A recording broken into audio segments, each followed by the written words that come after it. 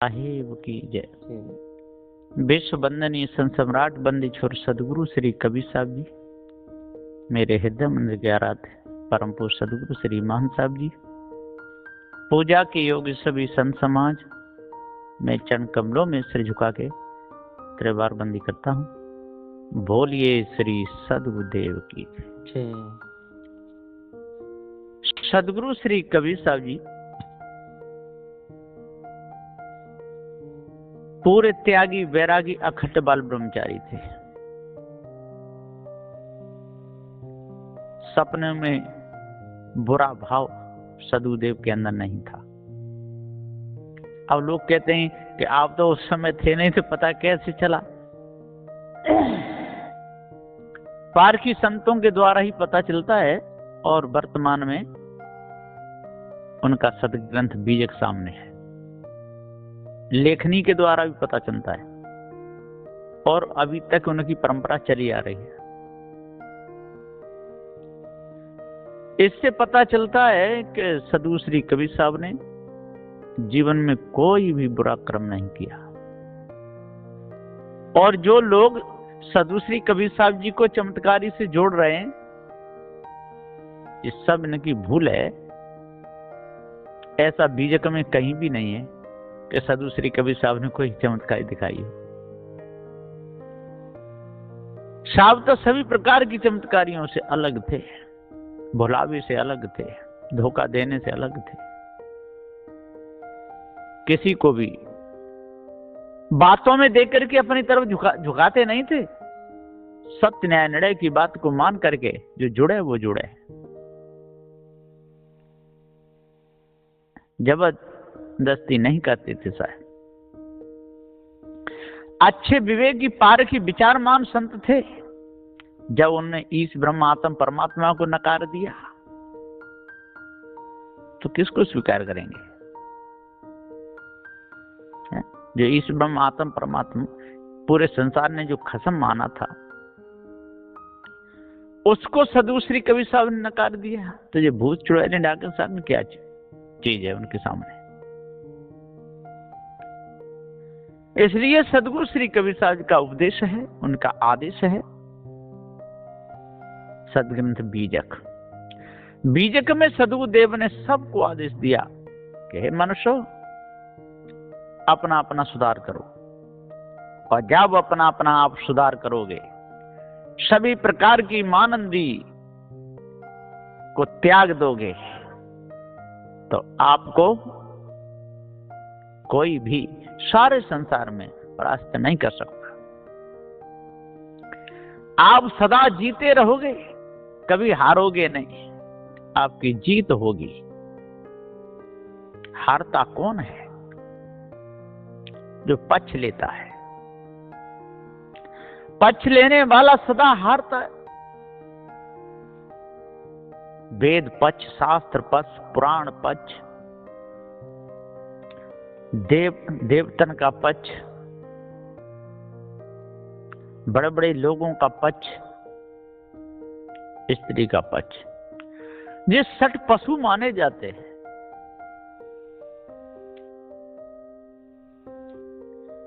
इसलिए सदगुरुदेव जी कहते हैं कि पक्ष किसी का नहीं लेना चाहिए। पक्ष रहित निर्णय होना चाहिए। सत्य का पक्ष नहीं होता है। और सत्यवादी किसी से कहता भी नहीं है कि मेरा पक्ष लो, और सत्यवादी किसी का पक्ष लेता भी नहीं। दो टूक अपनी बात को रख देता है, ये सही है और ये गलत है। चेतन जीव सत्य है और सारी चेतन जीव की कल्पना है। कल्पना करने वाला चेतन जीव ही अपनी ही कल्पना में बंध गया है। ये कारीगर अपनी ही कारीगरी में अपने आप को भूल गया है। कैसा निर्णय है बंदी छोर सदगुरु श्री कबीर साहब का। यदि जरा भी कोई ध्यान देगा तो पहली बार में ही उसके हृदय के फाटक खुल जाएंगे। निर्णय की बात पहली बार में ही समझ में आ जाएगी, पता चल जाएगा कि हम लोगों का सम्मान किया है तो सदगुरु श्री कबीर साहब ने किया है और कोई नहीं किया। जीव को सर्वोपरि है सदगुरु श्री कबीर साहब ही बताए। ये वेदवादी, शास्त्रवादी, कुरानवादी, पुराणवादी, इन्होंने तो अपने से भिन्न, जीव से भिन्न ही कोई बताया, लेकिन सदगुरु श्री कबीर साहब ने जीव के ऊपर कोई नहीं बताया। जीव के ऊपर, जीव से बड़ी सत्ता कोई नहीं है। त्याग वैराग्य ही सर्वोपरि है। जहां पर काम, क्रोध, मद, मोह, लोभ का अंत होता हो वो आश्रम बड़ा है। जहां पर काम, क्रोध, मद, मोह, लोभ की उपज होती हो वो आश्रम छोटा है। जहां विषय विकार जन्म लेते हो वो आश्रम छोटा है। जहां विषय विकार को त्यागने के लिए उपदेश दिया जाता हो वो आश्रम बड़ा है। जो खान पान सुधार का जहां उपदेश दिया जाता हो वह आश्रम बड़ा है। जहां खान पान बिगड़ने का उपदेश दिया जाता हो, मांस मछलियां अंडा खाने का उपदेश दिया जाता हो वो आश्रम छोटा है। भौतिक संपत्ति में बड़ा कोई भी हो सकता है, यदि यहाँ विवेक और वैराग्य है वो आश्रम सबसे बड़ा है। इसलिए अपने आप को जानना चाहिए, भ्रम को त्यागना चाहिए, भूल को दूर करना चाहिए। बड़े बड़े त्यागी वैरागी भी मंचों पर बैठ करके बोलते रहते हैं कि गृहस्थाश्रम बड़ा है, वृत्ताश्रम छोटा है। जब गृहस्थाश्रम बड़ा है और वृत्ताश्रम छोटा है और गृहस्थाश्रम बड़ा है तो फिर गृहस्थाश्रम को छोड़ के वृत्ताश्रम में क्यों आए? वही रहना था। और चलो आ भी गए छोटे बड़े से छोटे में तो फिर बड़ों की पूजा करनी थी, तो पूजा तो करवाते हो बड़ों से और कहते हो कि बड़ा आश्रम तो गृहस्थाश्रम है। जब तक हमको पूरा बोध नहीं होगा, पूरा ज्ञान नहीं होगा, तब तक हम भटकते रहेंगे। बिना विवेक भटकत फिरे पकड़ शब्द की छां। बिना विवेक के लोग और शब्दों की छां पकड़ करके और भटक रहे।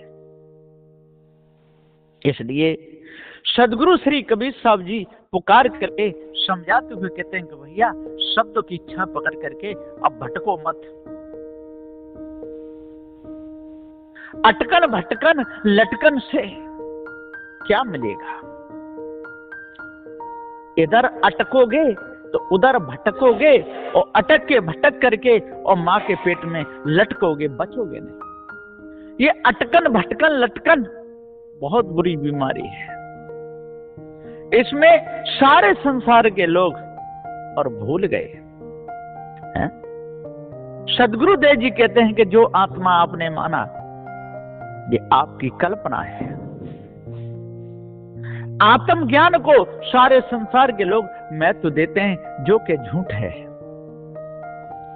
पारक ज्ञान सर्वोपरि है, चेतन जीव सर्वोपरि है। ये जनैया है, अजर अमर अखंड है। और जो ब्रह्म आत्मा जो माना है वो मिथ्या कल्पना है, धोखा है। इस धोखे में लोग क्यों पड़े कि इनको जड़ और चेतन का ज्ञान नहीं हुआ। जिसे जड़ चेतन का पूरा ज्ञान हो जाएगा वो इस ब्रह्मात्म परमात्मा की कल्पना में कभी नहीं फंसेगा। इसलिए सदगुरु श्री कबीर साहब जी सदग्रंथ बीजक में कहते हैं, बंदे कर ले आपने बेरा, आप जियत लख आप ठोर कर मुए कहां घर तेरा। हे बंदे, हे बदे हुए, हे विषय वासना के गुलाम, भरम भूल कल्पना के गुलाम, तू अपना निवेरा कर ले आज ही मन जन्म में। बंदे कर ले आपने बेरा, आप जियत लख आप ठोर कर। अब जीते जी अपना ठोर कर ले, है ना, अपने विचारों को सही कर ले। जीते जी मनुष्य खाने के संस्कार बना ले या सभी खानियों के संस्कार को मिटा करके मुक्त हो जा। नहीं तो हे बंदे चेतन जीव, तू बार बार बता रहेगा, इन खानियों का दुख उठाता रहेगा। इसलिए मैं तेरे लिए ये औषधि रूप में उपदेश दे रहा हूं कि तू अपना निवेरा कर ले। किससे निवेरा करना है, किससे छूटना है? इन खानी बानी दोनों जालों से छूटना है, विषय वासना और भ्रमभूल कल्पना से छूटना है। यदि इनसे छूट गया तो कल्याण होगा, और इनसे नहीं छूट पाया तो कल्याण नहीं होगा। इसलिए बंदे कर ले आप निवेरा। आप जियत लख, आप ठोर लख। तुझे लखना है तो जिंदे को लख, जियत को लख। जिंदा कौन है? ये चेतन जीव है। और मुर्दा क्या है? जो तेरी जो वाणी, जो कल्पना, जो भूल, ये सब मुर्दा कल्पना है ना। कोई जीव नहीं है, वो मिथ्या है, वो जड़ भी नहीं है, वो चैतन्य भी नहीं है, वो कुछ भी नहीं है। जिसकी तेने कल्पना आज तक की है वो कोई वस्तु नहीं है। इसलिए तू अपनी कल्पना का गुलाम मत कर, है? आप जियत लख, आप ठौर कर, और अपना ठौर कर ले सही, ठीक ठिकाना सही सही जगह पर कर ले। यदि तू सही जगह पर ठौर नहीं कर पाएगा, जुआ खेलेगा, मांस खाएगा, अंडा खाएगा, मछली मारेगा, दिन दुखियों को सताएगा, तो तेरा ठौर बहुत गलत जगह पर होगा। नंग धड़ंग डोलेगा, किसी भी खाने में जाएगा, मनुष्य खाने को छोड़ करके उसमें तुझे नंग धड़ंग डोलना पड़ेगा। और मनुष्य खाने में भी आकर के, और यदि इन जैनियों के चक्कर में फंस गया, दिगंबरी के चक्कर में फंस गया, तो यहाँ भी सांड की तरह और तू नंग धड़ंग डोलता ही रहेगा। इसलिए पारखी संत उपदेश कर रहे हैं, और पारखी सदगुरु श्री कबीर साहब जी का सदग्रंथ बीजक है। सदग्रंथ बीजक को अच्छे प्रकार से पढ़ो और अपना निवेरा कर लो, है? आप जियत लो को आप छोड़कर मुँह कहाँ का तेरा। अरे मरने पर तो तेरी जैसी वासना होगी और तैसे घट में तू चला जाएगा, और फिर वहां पर राजी और कुराजी तेरे को रहना पड़ेगा, और उस खाने का जो भी दुख आएगा तेरे को भोगना ही पड़ेगा। उस दुख से तेरे को कोई छुड़ा नहीं सकता, सारे संसार में नहीं छुड़ा सकता, है? अरे मति छुरी चलाओ, मति छुरी चलाओ, बिलखी बिलख निकलेंगे प्राण। छुरी रे जब गर्दन पे आवे, फड़के बोटी बोटी जावे। अरे मति खून बहाओ, मति खून बहाओ, बिलखी बिलख निकलेंगे प्राण। बिलख के प्राण निकले। जब छुरी गले पे आएगी, बोटी बोटी फड़क जाएगी, आंखों से आंसू गिर जाएंगे, दर्द के मारे ठिकाना नहीं रहेगा। इसलिए सदगुरु श्री कबीर साहब जी पुकार के समझाते हुए कहते हैं कि जल्दी से जल्दी अपना निवेरा कर लो, भूल को अपने अंदर से जल्दी त्याग दो। बंदे कर ले आप निवेरा। आप जियत लखो, आप ठोर कर मुए कहाँ तेरा। यह अवसर नहीं चेतो प्राणी, अंत कोई नहीं तेरा। सदगुरु देव जी कहते इसमें यहाँ तो तेरे को मिल जाएंगे, पारकी सदगुरु मिल जाएंगे, पारकी भक्त मिल जाएंगे, पानी देने वाले मिल जाएंगे, भोजन देने वाले मिल जाएंगे, दवाई दिलवाने वाले मिल जाएंगे, अस्पताल ले जाने वाले मिल जाएंगे, दुख सुख की पूछने वाले भी मिल जाएंगे, लेकिन अंत कोई नहीं तेरा। और तू इस शरीर को छोड़ के जब अंत जाएगा, मनुष्य खाने से जब अंत जाएगा, वहां पर कोई तेरा नहीं है, कोई भी तेरा इलाज नहीं करवा सकता है। कितना भी झुंड गायों का, गैया का हो जंगल में, और एक गाय का पैर टूट जाए तो कोई भी गाय उसका उपचार नहीं कर सकती है, और न उसको अस्पताल ले जा सकती है। हिरण का जब पैर टूटता है झुंड में, है ना, जब उसको घायल होता है तो कुछ समय तक तो हिरण उसके आसपास घूमते हैं और फिर उसको भी छोड़ के चले जाते हैं, है ना। वहां पर कोई भी तेरा इलाज करवाने वाला नहीं है, न कोई अस्पताल ले जाने वाला है। तेरा धीर का धरिया, बात का पुछैया, पानी का देवैया, भोजन का देवैया वहां पर कोई नहीं है। इसलिए हे बंदे, आज तू अपना निवेरा कर ले। आप जियत लखो, आप थोर कर मुए कहाँ है तेरा। यह अवसर नहीं चेतो प्राणी, अंत कोई नहीं तेरा। सदगुरु देव जी पुकार के समझाते हुए कहते हैं कि ये अवसर नहीं चेतो प्राणी, है ना, कठिन काल को घेरा। कहीं कभी सुना हो सुन तो, कठिन काल को घेरा है। कठिन है काल का घेरा, बहुत कठिन है ये काल का घेरा है। ये शरीर को धरना और छोड़ना, ये शरीर ही है, ये काल का घेरा है। इसको लोग काटने के लिए, मारने के लिए, सताने के लिए खड़े हुए हैं। मारने वाले भी तैयार खड़े हैं, जलाने वाले भी तैयार खड़े हैं, सब खड़े हैं। विषय विकारों में फंसाने वाले भी तैयार खड़े हैं, है, अपना मित्र बनाने के लिए भी तैयार खड़े और अपना दुश्मन बनाने के लिए भी तैयार खड़े हैं। जब तक आप विषय विकारों से नहीं बचोगे, जब तक आपको पूरा पारख ज्ञान नहीं होगा, तब तक। इसलिए पारकी सदगुरु श्री कबीर साहब के सदग्रंथ बीजक को पढ़ो और पारकी संतों से, गुरमुख से सदग्रंथ बीजक को पढ़ करके और हृदय की कल्पना को जड़ मूल से त्याग दो, तब पूर्ण शांति मिलेगी। नहीं तो मिथ्या धोखे में जीवन चला जाएगा। बोलिए श्री सदगुरुदेव की जय।